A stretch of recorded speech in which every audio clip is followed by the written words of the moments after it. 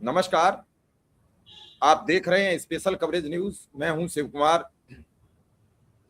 मेरे साथ हैं संजय सर। संजय सर का बहुत बहुत स्वागत और अभिनंदन। गांव में कहावत है कि एक हाथ जोड़ो और तीन हाथ टूट जाती है। ये समस्या पूरी तरीके से बीजेपी पर लागू है। पूरी मीडिया, पूरा सिस्टम मोदी शाह को बचाने के सारे कुचक्र रच रहा है। सर, 80 के दशक में एक विदेश में एक राष्ट्रपति हुआ करते थे। उनकी मीडिया उनके साथ आ गई थी, सिस्टम सब साथ आ गया था। 24 सालों से लगातार राज कर रहे थे। कोई उनके आगे पीछे नहीं आ पा रहा था, विपक्ष बोल नहीं पा रहा था।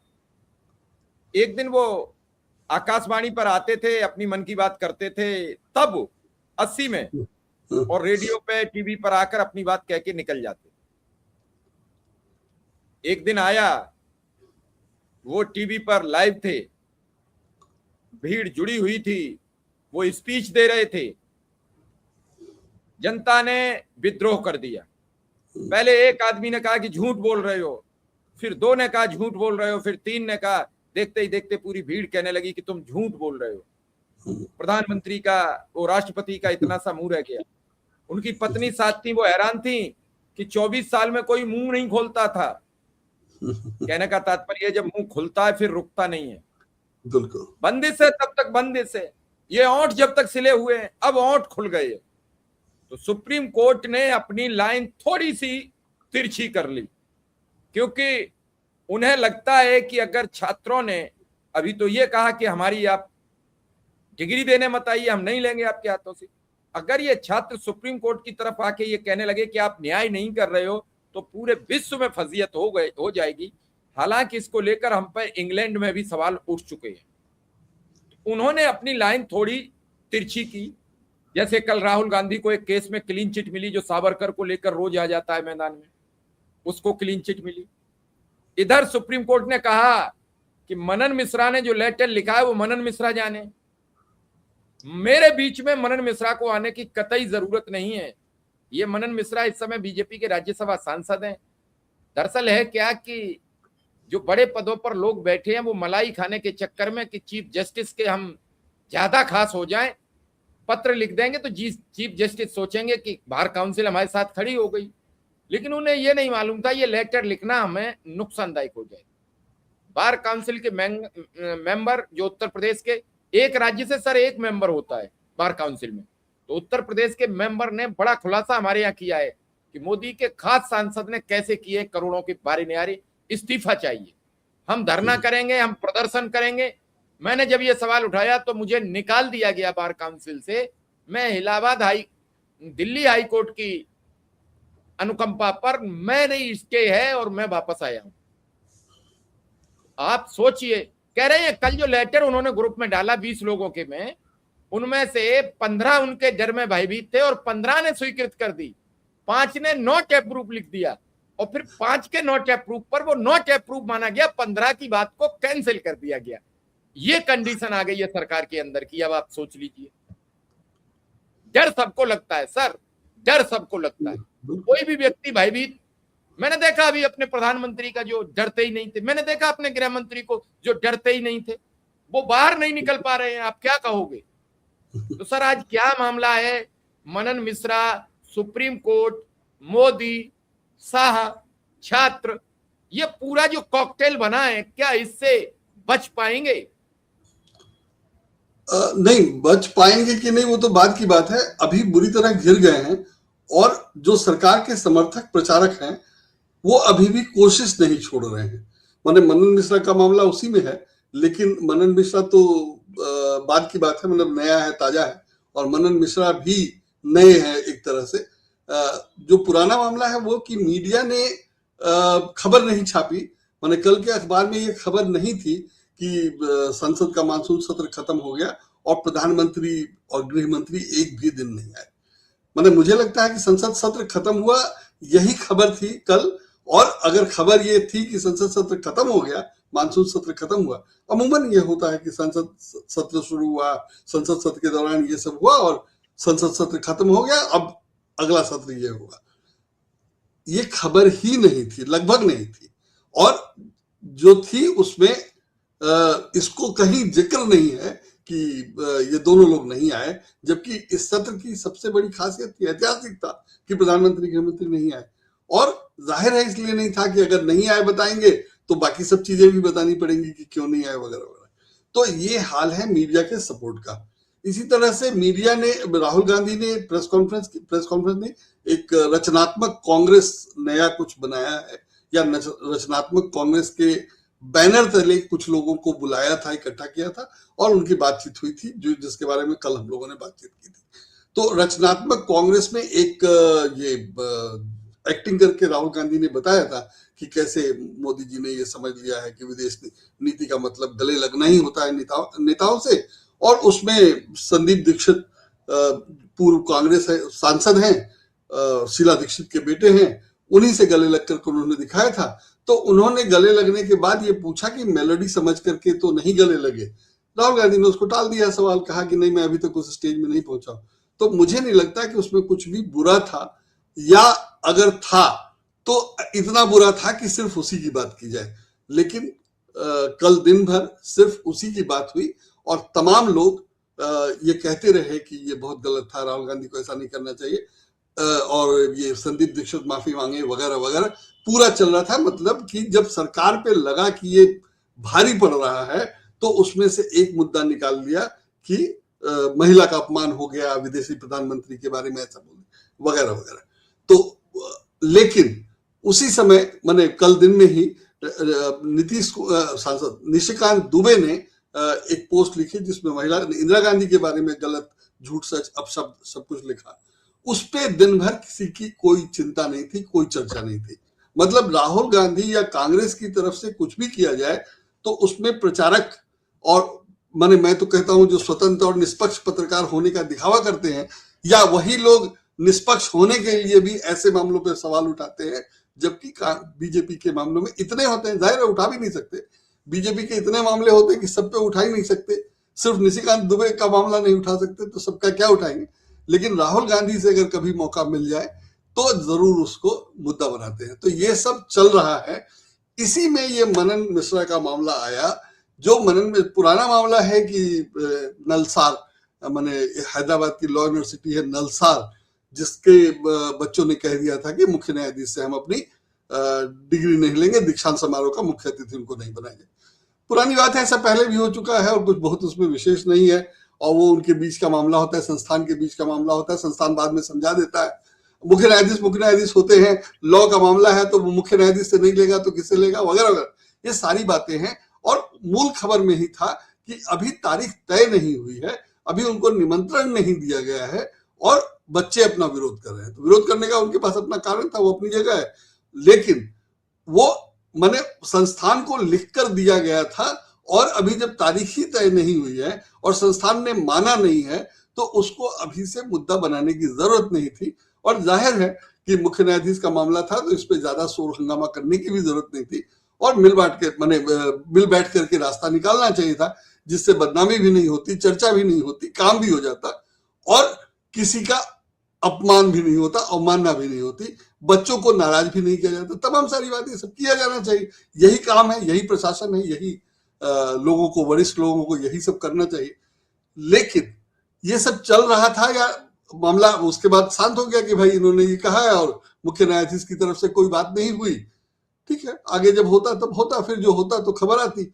लेकिन अचानक ये खबर आई कि बार काउंसिल ऑफ इंडिया ने कहा है कि उन बच्चों का रिन्यूअल नहीं होगा। मैं जितना बार चूंकि ये मेरा एरिया नहीं है, मेरा विषय नहीं है, मैं और हम लोगों के यहाँ जनसत्ता में भी लॉ का काम देखने वाले दूसरे लोग थे, तो मैं, और मेरी कानून में दिलचस्पी तब तक नहीं थी, वो बाद में जगी है, तो मैं नहीं जानता था कि bar council of India he regulator है भारत में इनका क्या बोलते हैं, कानून की शिक्षा का और शिक्षा संस्थाओं का। तो मुझे पहले खबर पढ़ के लगा कि BCI bar council of India से लग रहा है कि वकीलों की संस्था है जिसने भारत के मुख्य न्यायाधीश की सेवा में, सम्मान में इस तरह का ऑर्डर कर दिया। तो लेकिन जब ऑर्डर कर दिया और उसने कहा कि सभी संस्थाओं से कहा है वगैरह वगैरह, तो मुझे लगा कि जरा इसको पढ़ा, इसके बारे में जाना जाए कि ये है क्या चीज। और ऐसा कैसे ऑर्डर कर सकता है। तब मुझे पता चला कि रेगुलेटर है और इस तरह का ऑर्डर कर सकता है। तो मुझे लगा कि जब रेगुलेटर मतलब बार काउंसिल ऑफ इंडिया के ऑर्डर में अलग चीज होती, लेकिन जो उस इंस्टीट्यूट का रेगुलेटर है वो कह रहा है तो बिल्कुल अलग चीज हो जाती है। तो मुझे उस लिहाज से वो बहुत गंभीर मामला लगा कि क्या है। तो फिर मैंने उसको फॉलो किया, देखा वखा, समझने की कोशिश की। तो उसमें लगा कि इन्होंने ऐसे जो किया है वो वाकई ज्यादती है। और हमेशा कहा जाता है कि वकीलों का काम है, और अभी जब बच्चों पे आंदोलन हुआ था तो वकीलों ने काफी विरोध किया था हाई कोर्ट में, सुप्रीम कोर्ट में जब मुख्य न्यायाधीश ने सुनने से मना कर दिया तो फिर हाई कोर्ट में, फिर दोबारा सुप्रीम कोर्ट में। मुख्य न्यायाधीश ने तब कहा था कि मेरे पास कोई याचिका ही नहीं आई थी, मैंने ऐसा नहीं कहा है, गलत समझा गया, वगैरह वगैरह सारी बातें हो चुकी थी। तो उसमें जाहिर है कि मुख्य न्यायाधीश को खुश करने के लिए ऐसा कुछ करने की जरूरत नहीं थी, या अगर किया गया तो उस पर लोगों का ध्यान जाएगा। आप जो समझिए, जैसे भी कीजिए। तो इन्होंने जब ये किया तो जाहिर है कि उस पर सबका ध्यान गया। और कुछ यूट्यूबर्स ने कहा है कि मैंने ये इतना गंभीर ऐसा मामला था, मैंने मुझे जब मेरा ये एरिया नहीं है, मुझे इसमें कुछ देखना नहीं था, मैं बहुत जानता नहीं हूं, तब भी मुझे लगा कि ऐसा कोई ऑर्डर कैसे कर सकता है, खासकर वकील। जब वकीलों का काम है कि सरकार तानाशाह होती जा रही है, सरकार मनमानी कर रही है, सरकार जबरदस्ती कर रही है, तो वकील ही दबाव डालेंगे या जनता की मदद के लिए आएंगे। मगर सबको मुकदमे में फंसा दो, लोग परेशान हो जाएंगे वकील की फीस देते हुए, कोर्ट की तारीख पर दौड़ते हुए। तो वकील ही इसमें मदद कर सकते हैं। और पीछे लोगों ने मदद की है, मतलब जो दो मामले मैंने बताए, दो बार हाई कोर्ट सुप्रीम कोर्ट में सब कुछ हुआ। कपिल सिब्बल ने प्रेस कॉन्फ्रेंस करके सीजेपी के साथ कहा कि हम मदद करेंगे, वकीलों की संस्था बनाएंगे, वेबसाइट बनाएंगे। कपिल सिब्बल ने 1 करोड़ रुपए देने की बात की, सब कुछ किया। तो वकील ये सब करते रहते हैं। उसमें अगर वकीलों की संस्था इस तरह का ऑर्डर कर रही है कि जो पास कर जाएंगे उनको हम रजिस्टर नहीं करेंगे, इसका कोई मतलब ही नहीं होता है। अगर पास कर जाएंगे, नियम यह है कि जो पास करेगा वही रजिस्टर हो सकता है। आप कह रहे हैं कि हम पास करने वाले को रजिस्टर नहीं करेंगे, तो सड़क से उठा के किसी को रजिस्टर कर लेंगे, किसको करेंगे रजिस्टर? और क्यों नहीं करेंगे जब वो पास कर जाएंगे? तो उसका कोई लॉजिक होना चाहिए, कोई कारण होना चाहिए। पास ही नहीं करवाइए तो ठीक है।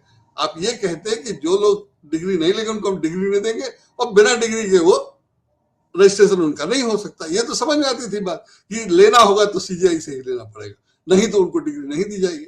ये शर्त लगा सकते थे। तो पता नहीं क्या क्या हो सकता था, मैं उसकी बात नहीं कर रहा, मैं उसके बारे में नहीं जानता। लेकिन ये कहना कि नहीं उनका रजिस्टर किया जाएगा, बहुत बड़ी बात थी, बहुत गंभीर था। और उसमें दिलचस्प ये रहा कि उन्होंने सुबह ऑर्डर किया और शाम को वापस ले लिया। और शाम को वापस ही नहीं लिया, 2 बार में वापस लिया, बुरी तरह वापस लिया। मतलब वो पूरी तरह यू टर्न हुआ, वगैरह वगैरह, जो सब मैंने इनको करना पड़ा, जाहिर है करना पड़ा, वापस लेना पड़ा। तो अगर कोई ऐसा आदेश था जिसको आपको वापस लेना पड़ा पूरी तरह, तो आदेश जारी कैसे हुआ था, क्यों जारी हुआ, किसने जारी किया? और क्या एक व्यक्ति के आदेश से, आपने जैसा अभी कहा कि 15 लोगों की सहमति थी, फिर भी 5 लोगों की नहीं थी, फिर भी वापस ले लिया गया। तो अगर 15 लोगों की सहमति से एक आदेश जारी होता है, तो क्या फिर 15 लोगों की सहमति से वापस लिया गया? और अगर 15 लोगों की सहमति से जारी हुआ था तो एक व्यक्ति ने उसको वापस क्यों ले लिया? ये सारी बातें हैं। और जाहिर है इससे पता चलता है कि जो भी संस्था है वो ठीक से नहीं चल रही है, सामान्य तौर पर चल रही है। तो मैंने देखा कि क्या हो रहा है, तो जो पता चला उसमें मनन कुमार मिश्रा 2012-14 2 साल का कार्यकाल होता है बार काउंसिल ऑफ इंडिया के अध्यक्ष का। 2012-14 के लिए वो पहली बार चुने गए थे, और 2014 के बाद से वो हर बार जीते जा रहे हैं। 7 बार जीत चुके हैं, लगभग 7वीं बार अभी हाल में जीते हैं। तो 7 बार जीते तो 14 साल ये, और वो 16 साल लगभग 2012 से अभी तक, ये मोटा मोटी हिसाब है। 6-7 बार ही जीते, 7 दूनी 14 साल। तो जो कुछ भी हो, माने मोटा मोटी ये कि 2012 से 2014 में पहली बार जीते, और 14 के बाद से वो लगातार वही जीत रहे। ठीक है, वो सब अलग मामला है, उससे मुझे मेरा कोई लेना देना नहीं है। लेकिन अगर अभी तक लगातार आप सदस्य हैं और आपने बीसीआई माने बार काउंसिल ऑफ इंडिया की तरफ से कोई काम किया, कोई आदेश जारी किया, तो यहां तक तो ठीक था, समझ में आता है। लेकिन बाद में ये पता चला कि ये राज्यसभा के सदस्य हैं, भारतीय जनता पार्टी के राज्यसभा के सदस्य हैं। अगर भारतीय जनता पार्टी के सदस्य आप हैं और कॉकरोच जनता पार्टी का आंदोलन भारतीय जनता पार्टी के खिलाफ था, और जो ये अभी आवेदन आंदोलन था जिसमें कहा गया कि हम मुख्य न्यायाधीश से नहीं देंगे, वो भी जनजी का मामला है, युवाओं का मामला है, छात्रों का मामला है। तो जाहिर है कि छात्रों को दबाने, डराने, हड़काने के लिए एक ऐसी संस्था आगे आई जिसके प्रमुख या मुखिया बीजेपी के सांसद हैं। तो जाहिर है कि मामला जो है, बीजेपी के लोग बीजेपी की सरकार का विरोध करने वालों को डरा धमका रहे हैं, ये इसमें साबित हो गया। अब मुख्य न्यायाधीश क्यों नाराज हुए वो अलग चीज है, लेकिन यहां ये साबित हो रहा है कि बीजेपी के लोग बीजेपी की सरकार का विरोध करने वालों को डरा धमका रहे हैं। इससे पहले जब ये गाली देने वाली बात थी कि बच्चों ने गालियां दी, तो जो लोग माफी मांगने के लिए गए, जो एफआईआर वगैरह हुई, तो पुलिस के लोगों ने अति उत्साह में किया, और पुलिस की कार्रवाई तो फिर भी चलती, वो कानूनन जायज है, अगर हो सकती है तो हो, उसकी बात नहीं की जा रही है, उसको गलत सही नहीं कहा जा रहा, मैं उसके बारे में नहीं कह रहा हूं। लेकिन बीजेपी के समर्थक जब लोगों के घर जा जाकर दबाव डालने लगे और माफी मंगवाने लगे, फिर उसका वीडियो प्रसारित करने लगे, तो जाहिर है कि सरकार के पक्ष में, सरकार के ये वाले लोग जो हैं, ट्रोल जिनको कहा जाता है, या असैनिक जो आर्मी है बीजेपी की वगैरह वगैरह, ये सब लोग लगे थे। तो मतलब सांसद भी लगे हुए हैं और ट्रोल सेना भी लगी हुई है, और वो जो कार्यकर्ता हैं गौरक्षक से लेकर के हिंदू महासभा, हिंदू रक्षक दल वगैरह वगैरह के सब लोग मिलकर जो सरकार का विरोध कर रहे हैं उनको डरा और धमका रहे हैं। दुर्भाग्य से वो सारे बच्चे हैं जो डर नहीं रहे, और उस समय डराने में ये कहा गया था कि अगर नाम आ गया, फोटो आ गया वगैरह वगैरह, तो भविष्य में दिक्कत होगी, नौकरी नहीं मिलेगी वगैरह वगैरह। तो ये सब डराना सरकार का काम नहीं है, सरकार समर्थकों का काम नहीं है, और इस तरह से डराकर सरकार सत्ता में बनी रहे, ये तो पूरी तरह अनुचित ही है। लोगों का काम है विरोध करना, युवाओं का काम है विरोध करना, उनका अधिकार है विरोध करना, वो कर रहे हैं, सरकार उसका जवाब दे, उससे उस ढंग से निपटे, राजनीतिक ढंग से निपटे, वो सब ठीक है। लेकिन डबल जबरदस्ती डंडा गोली चलाने के बाद, डंडा गोली चलाने से इतर ये सब कुछ किया गया, और उसके बाद भाजपा के एक सांसद जो चले आए जिन्होंने ये ऑर्डर किया। भाजपा के सांसद, जैसा मैंने कहा कि ये अध्यक्ष तो 2014-12 से हैं, लेकिन ये भाजपा के सांसद अभी अभी बने हैं 2024 में। 2024 में ये बिहार की उस सीट से जीत कर आए हैं जो मीसा भारती के लोकसभा का चुनाव जीतने के कारण खाली हुआ था। तो मीसा भारती के लोकसभा में जाने के कारण बिहार से राज्यसभा की एक सीट खाली हुई, जिस पर ये बीजेपी के उम्मीदवार थे, और चूंकि बिहार में बीजेपी का, विधानसभा में बीजेपी जीत गई या बहुमत था वगैरह वगैरह, तो बीजेपी की ओर से ये निर्विरोध जीत के आए, और जाहिर है कि जो मीसा भारती का कार्यकाल था उसी बाकी बची हुई अवधि के लिए ये सांसद है। हालांकि वो 4 साल है, और ठीक है, कम नहीं है, लेकिन ये बहुत साफ है कि मनन मिश्रा मौजूदा व्यवस्था जो है उन्हीं लोगों के आदमी हैं, और तभी बीच कार्यकाल में इनको राज्यसभा में पहुंचाया गया है। और अगर ये छात्रों को डराने के लिए ये सब काम कर रहे थे, तो भाजपा से करीबी होने के लिए, या करीबी होने का लाभ उठाने के लिए, या करीबी होने का कर्ज चुकाने के लिए कर रहे थे, जो कि बिल्कुल अनुचित, अनैतिक है। और ये सब हुआ, और जब सार्वजनिक है, जब मुझे पता चला, मुझे भी सब अखबारों में पढ़ के, गूगल करके, इंटरनेट से देख करके ही पता चला, तो मुझे, चूंकि मेरा ये एरिया नहीं था, इसलिए मुझे अब पता चला। मुख्य न्यायाधीश को तो सब पहले से पता होगा, मुख्य न्यायाधीश को तो पता ही होगा कि बार काउंसिल ऑफ इंडिया के अध्यक्ष जो हैं वो बीजेपी के सांसद हैं। तो और जब इन्होंने चिट्ठी लिखी तो मुख्य न्यायाधीश का नाराज होना जाहिर था, स्वाभाविक था। तो उन्होंने इनको फटकार लगाई है। कहीं खबर है कि नोटिस भेजा है, कहीं खबर है कि उनसे जवाब मांगा है, कहीं खबर है कि फटकार लगाई है। तो मोटा मोटी तीनों एक ही चीज है, लेकिन टेक्निकली थोड़ा सा अलग हो जाता है कि नोटिस भेज के जवाब मांगा है या फटकार लगाई दी खाली, तो बात खत्म हो गई, जवाब देने की जरूरत ही नहीं। और जो मामला है उसमें वो जवाब देंगे भी क्या, तो जवाब देने वाली तो बात है नहीं।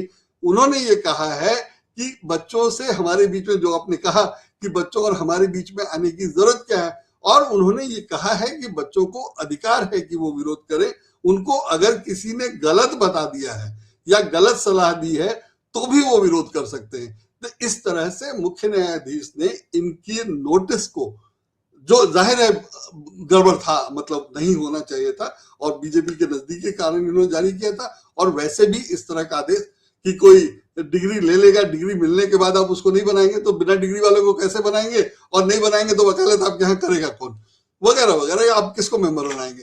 तो आपको इसलिए थोड़ी रखा गया है कि आप मेंबर नहीं बनाए, आपको तो मेंबर बनाने के लिए रखा गया है।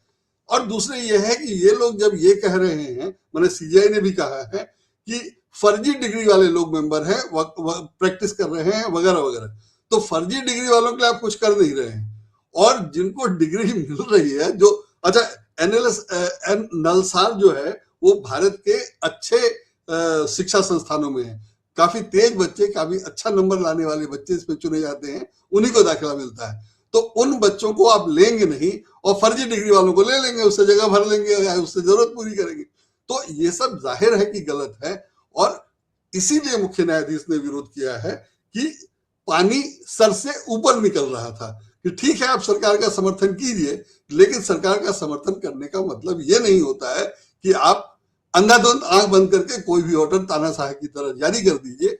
ये एकदम तानाशाहीपूर्ण ऑर्डर था, और अगर किसी भाजपा सांसद का नहीं किया होता तो शायद फिर भी सोचा देखा जाता कि ये अभी करीबी के लिए कोशिश कर रहे हैं, लेकिन ये तो पुराने करीबी हैं या करीबी का इनाम पा चुके हैं, अब उसकी कीमत चुका रहे हैं, क्या कर रहे हैं पता नहीं मुझे, लेकिन ऐसा लग रहा है। और जो जाहिर है कि अनुचित है, उनको नहीं करना चाहिए था। तो जैसा हम लोगों ने कहा कि राज्यसभा में संसद में जवाब देने के लिए आए नहीं, पूरा कार्यकाल निकल गया, शीतकालीन सत्र मानसून सत्र पूरा निकल गया, रोज ये कहा जाता रहा कि आए, ये कहते रहे कि मेरे पास जवाब है, बिंदुवार जवाब दूंगा, हर सवाल का जवाब दूंगा। जब बोलेंगे तो लोग सुन नहीं पाएंगे, राहुल गांधी भाग न जाए। कहाँ है वो जवाब, क्यों नहीं दे रहे हैं जवाब? जो सवाल था तो वो तो यही था कि किसने आदेश दिया गोली चलाने के लिए, उसका जवाब तो अभी तक नहीं है। कहे ना कि हाँ हमने दिया है, या प्रधानमंत्री ने दिया है, या दिल्ली पुलिस के प्रमुख ने दिया था और मुझसे पूछा नहीं था, वगैरह वगैरह। जो कुछ नरसंहार की बात आती है तो कहते हैं हमने कराया है, हाँ। क्योंकि उससे वोट मिलते हैं, यहाँ वोट कट जाएंगे। तो जब जैसी जरूरत होती है, जब जैसी जरूरत होती है पलट भी जाते हैं। पूजा 3 प्रकार की, छोटी बड़ी मझोल, जब जैसा मौका लगे वैसा बिस्तर खोल, जहां जैसा मौका लगे वैसा ही अपना खोल लो, क्या जरूरत है। यही चल रहा है, बिल्कुल यही चल रहा है।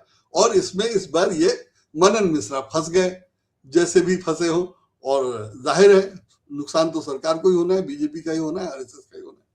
देखा जाए आगे क्या होता है। चलिए सर, अब देखते हैं, और इसी के साथ दर्शकों के ऊपर छोड़ते हैं कि मनन मिश्रा के इस्तीफा पर आपकी क्या राय है, हमें जरूर बताएं। मनन मिश्रा का इस्तीफा नहीं, मनन मिश्रा का इस्तीफा भी होना नहीं है, हुआ नहीं है, मांगा नहीं गया है। नहीं, डिमांड हो गई सर, डिमांड कर दी। कारगुजारी पे क्या कर रहे हैं सर? इस्तीफे पे ही तो लेटर वापस हुआ है, बीजेपी ने मांग कर ली है इस्तीफा। तो हाँ बिल्कुल, हाँ वो भी है, हाँ बिल्कुल। तो लेटर क्या मनन मिश्रा का इस्तीफा होना चाहिए, या फिर बार काउंसिल जैसे पद पर बैठे जिम्मेदार आदमी को बीजेपी का राज्यसभा सांसद होना चाहिए? ये बात मैं दर्शकों से भी जानने का प्रयास कर रहा हूं कि आप कुछ भी किसी को कुछ बना दो, मतलब आप सारे सिस्टम को हाईजैक कर लो। बार काउंसिल के चेयरमैन का मतलब है, अगर वो किसी भी अधिवक्ता के लिए लेटर लिख दे तो वो वकालत नहीं कर सकता है, वो कोर्ट में नहीं जा सकता है। बिल्कुल। तो कोई छोटी बड़ी चीज नहीं है। सरकार ने सोचा होगा कि पूरे वकील तो हमारे अंडर में होंगे, क्योंकि अब तक जो थे जैन जी केवल वकील थे, वकीलों से ही प्रशासन डरता था, सरकार डरती थी। अब युवाओं ने वकीलों को भी डरा लिया कल कि वकील साहब अपना ऑर्डर वापस लेके चले गए 2.5 घंटे में। तो जैन जी को जैन अल्फा पीट रहा है, जैन अल्फा ने आज फिर उत्तर प्रदेश में बवाल मचाया है, वहां मंत्री की गाड़ी रोक ली है। तो सर अब बहुत मुश्किल हो जाएगा। अब नया युवा वादे नहीं चाह रहा है, झूठ पर भरोसा नहीं करेगा, करोगे तभी मानेगा। ये संजय सर या शिव कुमार मिश्रा नहीं है जो ढलती उम्र की पड़ाव पर हैं और आपकी बात को वादे में सोच लें 5 साल बाद हो जाए। वो ये कह रहा है आज तक क्या किया है और कल क्या करोगे, हमें ये बताओ। 47 में क्या करोगे? 47 में जो जिएगा वो सिएगा, हमें आप बताओ। सरकार को आउट ऑफ सिलेबस सवाल आ गए हैं, उनके सिलेबस में ही नहीं ये सवाल थे। और आउट ऑफ सिलेबस जब सवाल आ जाते हैं तो आदमी, छात्र गड़बड़ा जाता है कि वो लिखे क्या। अभी तक तो ढेरों पत्रकार कहते थे कि नरेंद्र मोदी, जब कांग्रेस सपा अपनी तैयारी नहीं करती है तब तक नरेंद्र मोदी पूरा कोर्स पढ़ चुके होते हैं। तो वो कोर्स में पढ़ा क्या था? 2 सवालों का जवाब नहीं आया है, 3 तो टोटल सवाल थे, तीनों में एक का भी जवाब नहीं दिया। गोली किसने चलाई, और गोली तुमने नहीं चलाई तो किसने ऑर्डर दिया, और अगर तुमने दोनों काम किए, दोनों में से कोई नहीं किया तो तुम फिर अयोग्य हो। तो तुम तीनों में से एक का भी जवाब नहीं दे पा रहे हो। क्योंकि कभी कभी गांव में ऐसी बात कह देते हैं कि हाँ करो तो भी फंस गए और ना करो तो भी फंस गए। तो अब इसमें मना भी नहीं कर सकते थे, हाँ भी नहीं कर सकते थे। लेकिन इतने पर भी कई लोगों ने आज फिर इंदिरा गांधी का चरित्र हनन किया है, जबकि जो संदीप दीक्षित ने कहा उसका आशय था कि जो प्रधानमंत्री ने वहां बिहेव किया वो थोड़े से गड़बड़ा गए और उन्हें इसकी जगह शेखों को लेना था, उन्हें लेना था ट्रंप चचा को जो हक करते हो जाके। लेकिन जो एक वर्ग है उससे विरोधी करना, इटली का फर्जी लेटर बता के पूरी खबर बना दी, फिर खबर डिलीट करके भाग गए। तो शर्मनाक ही होता है। लेकिन बेशर्मी का भी एक वो होता है कि जब बेशर्मी अख्तियार कर लेते हैं, पिट रहे हैं, हमको लग रहा है कि अब तो शायद चमन चोपड़ा दिल्ली आ गए होंगे। चमन चोपड़ा है कि अमन चोपड़ा है? क्योंकि वहां तो कुछ कर नहीं पाए। 300 बच्चों के खिलाफ एफआईआर हुई है झारखंड में, और वो भी जाती है। अब कोई नहीं बोल रहा है क्योंकि इनकी राजनीतिक गोटी तो सीख गई, अब इनको कोई जरूरत नहीं है। 300 एफआईआर रांची में केवल, उतना दिल्ली में नहीं हुआ था, और 300 सिर्फ झारखंड में हो गया है, और कोई कार्रवाई नहीं, कोई खबर नहीं, और कोई विरोध नहीं। हाँ। कल ये भी देखते हैं कैसे होगा, क्या होगा, कल इस पर भी बात करते हैं, डिटेल निकाल। चलिए सर, फिलहाल इस खबर को विराम देंगे। बहुत आभार, धन्यवाद, नमस्कार।